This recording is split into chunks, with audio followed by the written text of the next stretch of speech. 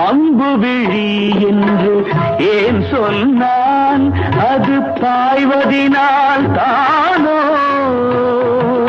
அம்பு விழி என்று ஏன் சொன்னான், அது பாய்வதினால் தானோ.